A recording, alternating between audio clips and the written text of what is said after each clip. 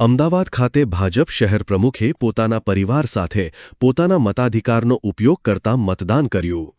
લોકસત્તાના મહાપર્વ નગરપાલિકા ચૂંટણી 2026 માટે આજે મતદાનનો આરંભ થઈ ચૂક્યો છે.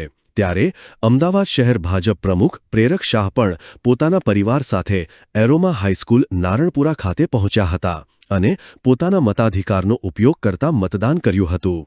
તો બીજી તરફ મતદાતાઓમાં પણ મતદાન કરવાનો અનેરો ઉત્સાહ જોવા મળી રહ્યો છે. આજે ગરમીનો પારો ઊંચો જવાની સંભાવના છે, ત્યારે દિવ્યાંગ લોકો પણ ઉત્સાહભેર મતદાન કરવા પહોંચી રહ્યા છે. તો બીજી તરફ ક્યાંક આશરે છેલ્લા 40 વર્ષથી વધુ સમયથી મતદાન કરતા લોકો પોતાનું નામ ન હોવાને કારણે નિરાશ પણ જોવા મળી રહ્યા છે. મતદાન આરંભ થઈ ચૂક્યો છે. લોકો જેમ બને તેમ જલ્દી પોતાના મતાધિકારનો ઉપયોગ થાય તેવા પ્રયાસો કરી રહ્યા છે.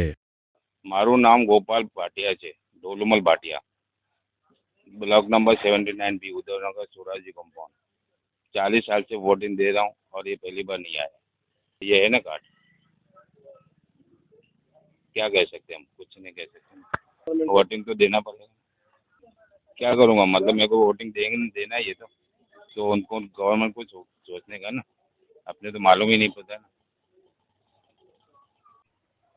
લોકશાહીનું સૌથી મોટું પર્વ એટલે ચૂંટણી.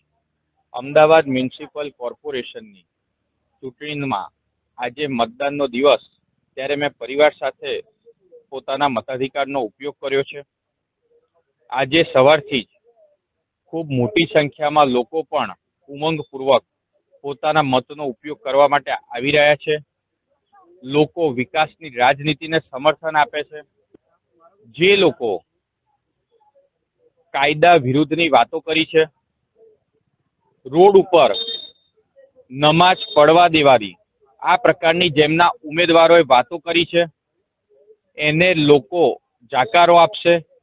આ અમદાવાદની શાંતિ, સલામતી અને સુરક્ષા જોખમાય એવા કોઈ પણ આલિયા માલિયા જમાલિયાને અમદાવાદની જનતાએ સાંખી નહીં લે.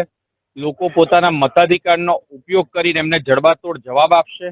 લોકોએ વિકાસને સમર્થન કરે છે અને મને પૂર્ણ વિશ્વાસ છે, અને આપના માધ્યમથી હું જનતાને અપીલ પણ કરું છું કે આજે વધુમાં વધુ મતદાન કરે.